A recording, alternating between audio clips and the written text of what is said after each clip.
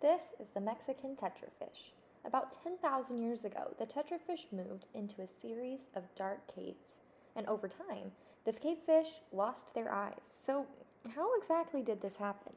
Well, in normal eye development, you start out with the bulging of the diencephalon. This is called the optic vesicle. When the optic vesicle makes contact with the surface ectoderm, it induces it to become the lens placode, which is essentially a thickening of the ectoderm.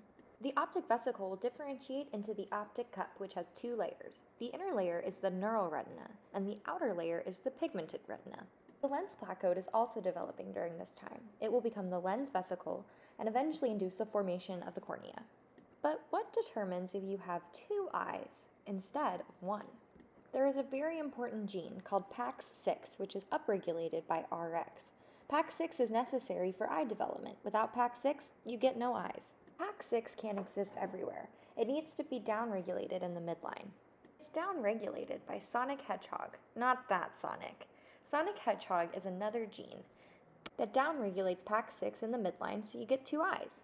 But what does this have to do with the Mexican tetrafish?